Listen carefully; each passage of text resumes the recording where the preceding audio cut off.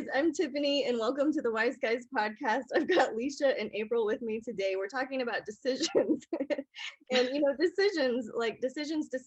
These we have to make decisions throughout life. Some of them are easy to make and some of them are really hard and difficult and complex and take years, to make. And so what I wanted to talk about this morning was just some of the mechanics of decision making and some of the tools that we use to help empower you to make a decision. Because the truth is, you don't need a psychic to make a decision. You have a navigational system inside of you that can help you with anything. You almost really don't need anybody else's opinion. And sometimes other people's opinions cloud what you already know to be doing. So hopefully you've got some kind of decision that you're chewing on, that you want to work through, that you want to understand better. And we're going to talk about it today. We're going to really talk about freeing the mind of having to make the decision. So it's a little bit of a nuanced subject. I know I've spent a lot of time thinking about it. And I wanted to start with a quote that came out of Yoga Talk from Maharishi. And he says, asking the mind to transcend the mind, right? Asking the mind to overcome or understand or transform the mind itself is like asking the thief to be the police. There's a lot of investigation, but no arrest will ever be made, right? And so what we want to get out of is this endless cycling, this endless chewing on of things that goes on in the mind. So I wanted to just briefly introduce you guys. April Lehman is with us. She does Akashic record readings and tarot readings. Leisha Barnett is with us, and Leisha is our human design facilitator. And I'm Tiffany, and I offer astrology, tarot, and psychic deep dive sessions. And so we each bring a different perspective to how we personally make decisions. But I also just wanted to share with you that this is really the foundation of Wise Guys. People book sessions with us because they're trying to make decisions, right? And so we have all these tools, right? Like I could look at the timing of things, I could help you optimize decisions. But I wanted each of these guys to talk a little bit about their practice and what kind of decisions people are trying to make, without calling anybody out, right? So I don't know, April, what kind of questions or decisions do people try to answer when they come to you? Yeah, they are typically wanting to understand relationships. It's a really big one. Do I stay with this person? Do I leave this person? Is this person significant in some way? Or will I ever find the person? That's a big thing. Additionally, career and trying to understand money, or even just, especially throughout the pandemic, because I really launched my practice with Wise Guys during this bizarre season of life, right? So everything is up in the air. Everyone is redefining, how do I navigate this world? And so that has brought up a lot of questions for people on career, on purpose, understanding what is next for me. So a lot of times people come to me when they have more open-ended, vague questions, and less specifically around, do I do this one individual thing? So I think the Akashic Records is good for both, absolutely. But it's typically broader themes around money, relationships, career, that kind of stuff. Okay, and so before I ask you, Leisha, about yours, I want to interject that this was a big, funny, aha I had this morning, in terms of decisions and people. It's like, what do you want to be when you grow up, right? And the idea that you would even have to decide what to be is so obscure now, right? Like all you have to be is you. You don't have to do anything, right? You don't have to become a thing that's not you, right? That's exactly right. Right. And so I love talking about career, North Node, purpose, stuff like that, because it can be shattering the breakthroughs that we can have in these sessions to realize, that it all comes back to being yourself. And so all of the tools that we offer, that we work with, are really about helping you get back in alignment with the self. So, Leisha, what kinds of decisions are people making in human design?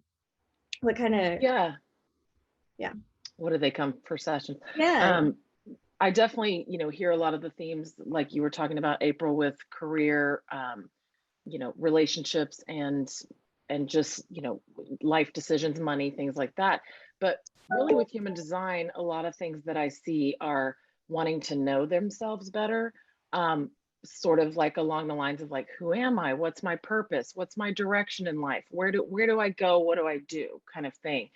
But almost like bigger, sort of zoomed out from a specific particular question. And so I do see a lot of also parenting type of curiosities and not knowing how to navigate the differences between themselves and their kid, or dealing with their own things that don't allow them to be, you know, the optimal parent that they're seeing in their mind. So, and I love how it's kind of along those lines, like really wanting to know themselves better. So, and that really, to me, is like, that's the core of every decision. You know, if you know yourself and how your inner process works, which I'm sure we'll get into, that's the whole thing. These things can offer clues and show us what our inner process is. But ultimately, like you're saying, like, if you know how to make decisions as your true self, that's what life is, you know, the big, the little, all the decisions. Yeah. If you make them as yourself, that's going to be the thing. Anyway, you know, and all of us are mothers too, right? And so one thing that is important for each of us is helping our children understand their own way of making decisions, right? I have a very loud personality, and so I want to make sure that the way I make decisions doesn't overshadow my children's way of making decisions, right? Like, I need to empower them in their unique system. And so this is another point I wanted us to touch on, because I know that each of us have had the situation where maybe our children have made a decision that we don't agree with, or that we don't like our system differently than their system, right? And so there are lots of nuances. I can't just give free reins to go do whatever, right? At this stage of life, right? There's still some, you know, nuances with how you make decisions, with how everybody in your household makes decisions, right? So lots of things, you know, the tools that we use for decision making at Wise Skies, at least, are, we start like, you know, your own self-inquiry process, right? We want to make sure that you're asking yourself questions. Why am I thinking this thought? Those type of things. And we listed that for you in an article, so I don't want to spend time going through each of those. I'll make sure to link it here. But in addition to the self-inquiry and your own intuitive practices, guys, we were born with, most of us, with 5 senses, right? We can see, we can smell, we can taste, we can hear, we can feel things, and those extend out into the psychic realms. And so all of us have that. There's not somebody else that has that where you don't have it, where you could develop it. You are intuitive. I am 5'3". You know what I mean? It's a thing inside of each of us. And the other point I want to make sure that we get across is that there's not some evaluator that's separate from you. You know, there's an evaluation system inherent in you. So your pro and con list, your self-inquiry, your intuitive qualities. We also have tarot, right? April and I read tarot cards. I brought out a couple of 2 of Swords, so those of you watching on YouTube can see it. This is what we get when people are at a crossroads. They're having a tough time making a decision. They've lost touch, right? They've let the mind get some mind candy and go crazy with it. And we've made things too complicated. I have a friend that says we complicate cornflakes, you know?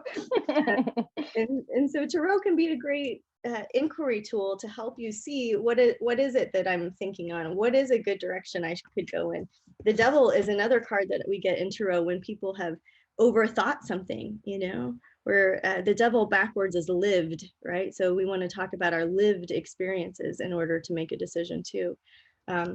So we've also got the phone a friend, you know, if you want to make just one friend, a good friend that you want to run some ideas by, that can be helpful. Talking things out between each other can be helpful, especially if your design has different gates that meet up differently, right? Maybe you could help me explain that better than what I would be able to say, Leisha.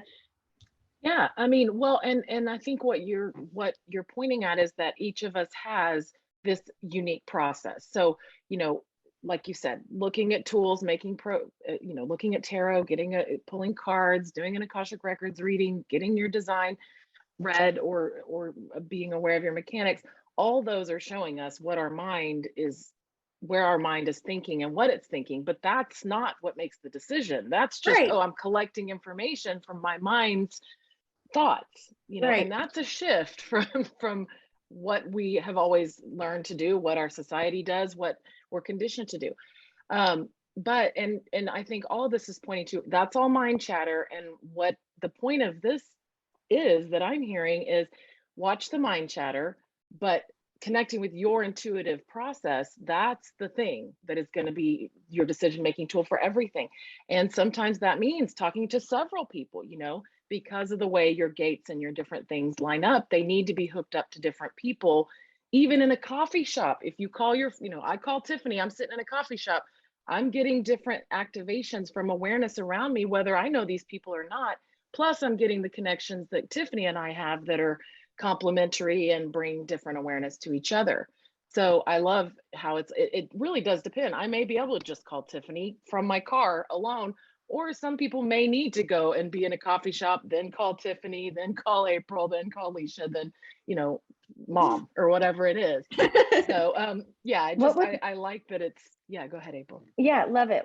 This is so fascinating to me. And human design in general, I love it. So what would be an example of maybe just for some people who know their profile? Like Tiffany and I are both 3/5. So what would be a good, do we need to just call one person? Do we need to talk to multiple people, or do we need to tune everyone out? And then maybe what's an example of a profile that's different, that would take a different that's approach? such a great question. And there are some things within profile, and it can get into the, you know, some human design languagey things, but basically it's, some profiles are more of a personal focus and they're meant to be in their own personal experience. Like me, I'm a 1/3. I'm supposed to just be doing my experience and share from there. Whereas 3/5, you are going to have your experience and then you're going to want to universalize that and share what's practical with others so that they can then, you know, learn from you and all of that, and just be inspired by you. What really determines whether you need to just call one person, you need to chat in a coffee shop, whatever, is what's called the split or single definition. So if you have, you know, a little island of activations that are all connected over here, but it's sort of cut off, not joined by gates or channels or anything from an island over here. I mean, you have dynamics and take into account. Particularly people that are triple split, which means there's 3 islands that aren't connected. They do well by being in public aura, as it's said, you know, go to the grocery store and kind of see what awareness pops in, because all of us, or go to the coffee shop or go run an errand, and just, you don't even have to talk to anyone often, but it's like, then all of a sudden those different islands of awareness can just connect. And it's the same when, you know, when you're talking with someone. Like just yesterday, Tiffany and I were talking and I hear things come out that when I'm just alone thinking, I don't have the same access to that. So in that way, we do need each other, but it does come down to my awareness and my decision, my unique, you know, knowing and decision making process, which isn't the same as like Tiffany's or yours, or, you know. So I don't know, does that kind of answer as far as like the triple split, and if you have a split definition versus if all your stuff's sort of connected and can communicate with each other, then all that's going to have different mechanics and dynamics. Absolutely. And this sounds like a great opportunity. If you don't know what this means, to connect with Alicia. She will explain it to you. Yeah. I'm going to even have to go look at my chart and see what mine is on my bodygraph.com. But that's fascinating and really helpful. And I think really as people, one thing that you were saying earlier, Tiffany, that struck a chord with me is that ultimately it comes down to you just being yourself, being living yourself theme out in life. And I think what happens a lot of times with people who get resentful about decisions they've made is because when you are not 100% making choices based on your own best interest, identifying yourself as being sovereign. We are our own sovereign. And I can when I decide to take ownership over my decisions, then there's no one else to blame when it goes wrong except me. There's no one else to resent because I made the choice willingly and fully. And then we can also learn without being tangled up in the complexity of other people's influence.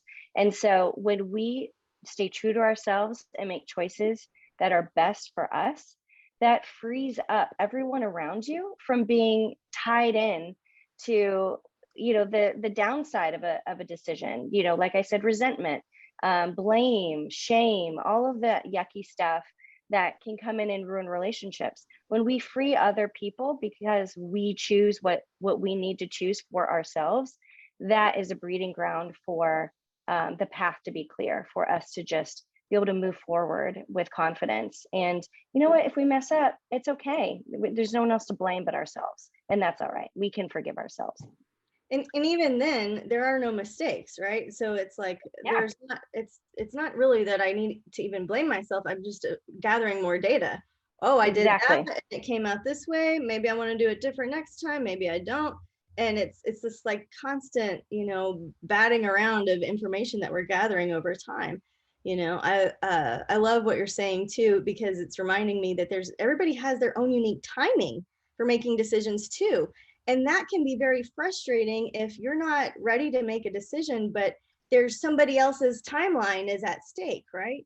And so there can be this pressurized experience. You can almost be forced into making a decision that you weren't ready to make because of your own unique timing. So a couple things about that, right? There, we can look at the planets. Of course, we can look at Mercury, we can look at the moon, we can look at the North Node, and we did in the article. But there are certain ways you can activate the astrology to have great conversations, to make excellent business decisions, to create a birth chart for a decision, like a horary reading type of a situation. There's timing that we can play with and the mechanics of it all. But inside of us, right? Inside of my decision maker is a simple yes and no. It's not like that for everybody. Some people have a wave that they're riding, right? That they need to see all of the angles around it before they can arrive at a decision. And so that can be very frustrating to be on the other side of a me who's like, how is it? How do you not know? It's like, yes or no. What is it? How do you not know? And the other person is like, I need to sleep on it. I need to get my clarity. And so there can be, and there's not just two. What I'm referring to are within your human design strategy and authority. And I just want you to be aware that your timing might not be the same as somebody else's, and it can still work out beautifully. It can still work out organically. And I want, April, will you share the story about your yesterday? Because I think this is a really great illustration of it. Perfect. So I have emotional authority, which is different from Tiffany. I do have to ride a wave in order to get clarity. So that gets messy because a lot of times people want a decision now. Can we schedule this? Can we book this? And I typically have to wait, but if I can't wait, sometimes I'll give a tentative yes or no. With this particular instance, I was scheduling an important meeting for my daughter at her school. And we were going to do kind of this session with administrators and with teachers to create a plan to help my daughter be successful. She's 12 and a half in 7th grade.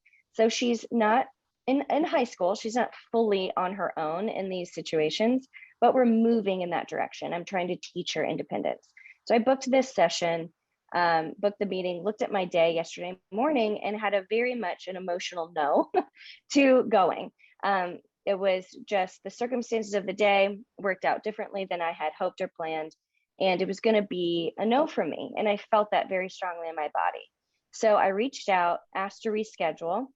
They got back to me right away and said, no big deal, we can totally reschedule. But in the interest of wanting to move this process along quickly, it's fine if you can't come. We can proceed without you. And I didn't even know that that was an option. When that option came to me, my body gave a full yes. So sometimes I do get clarity, emotional clarity immediately, but not always. So I can't always count on it. But this was a full body yes from me. So I said yes.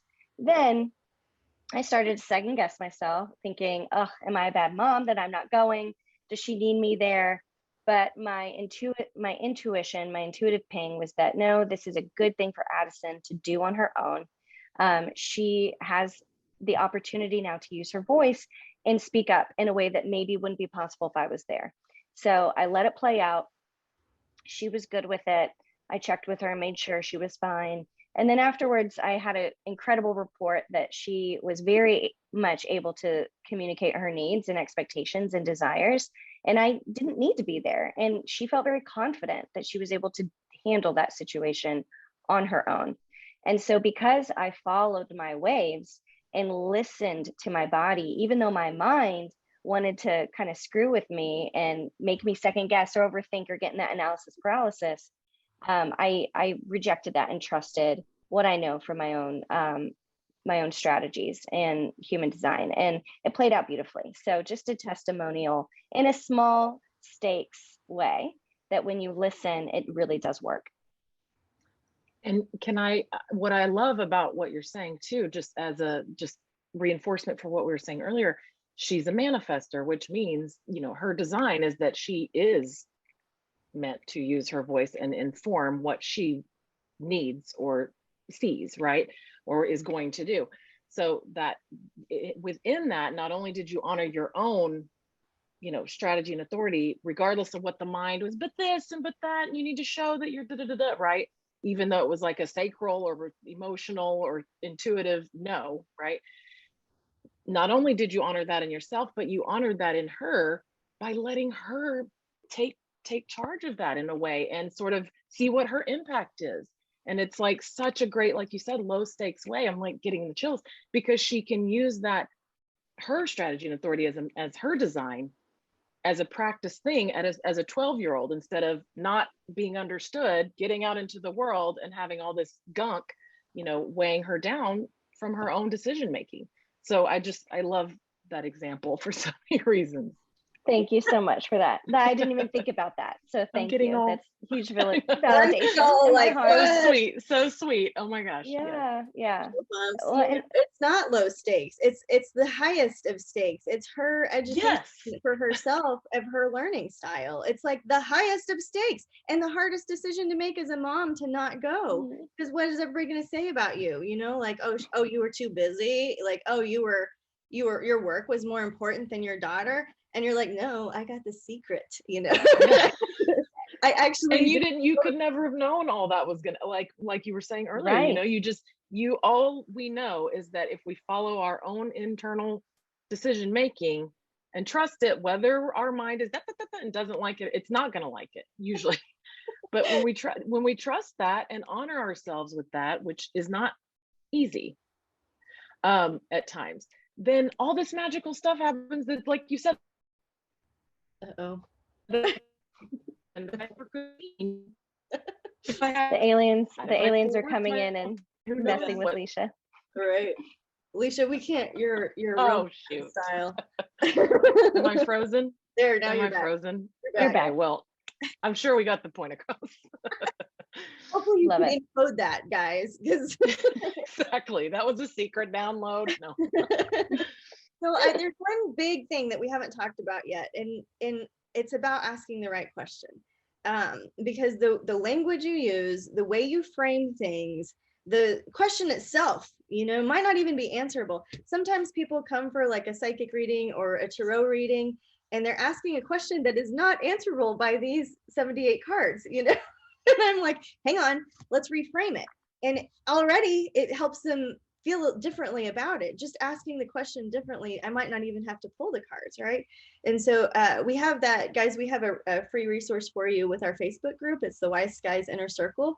And so periodically people will post their card readings or their questions or things that they're having trouble making a decision with, and get input from other student readers or professional readers. There's a lot of professional readers in our group too. And we had this habit going on recently where we were just posting things without the question, and I'm like, why is this not hitting? And so I've tried to encourage everybody, let's make sure we are clear on the question we're asking, so we're not just mind candying, right? And then the importance of the mechanics of the question. If you know your own design or the other person's design, that can do wonders. But even if you don't, there are some just simple tweaks on how to ask questions. And so some of mine, in terms of tarot at least, or I guess it doesn't even have to be with tarot, with anything, we don't want to ask questions about other people. I know that you have heard me say this a lot, but it just doesn't matter. That's one of the biggest questions you can ask yourself. Does it matter? That's what I'm worried about. Does it matter? Do I need to figure this out right now? Or do I just need to feel through an emotion? Which I want to put a pin in and circle back on. But the question, the importance of the question, the first one, it really does need to be self-directed, because if it's out there, then that means my solution is out there, and I'm going to be tied to the victim of my solution being something separate than internal. And so asking the question from the get-go can really empower or disempower you, which I'm kind of getting sick of those words. I haven't found another way of saying that, but the idea is you got the understanding is here, it's not out there. And so if I keep asking, well, what's he doing, or what's she doing, or how are they feeling about this situation, doesn't matter. None of my business. I got to stay on my mat, and it's a practice. So if you find your mind doing that thing, the moment that you notice your mind doing that thing is the moment that you come back. And for me, that's a meditation practice, right? It is meditation to be aware. And I think having a meditation practice is also really important for keeping a clear mind. Of course, staying hydrated, getting enough sleep.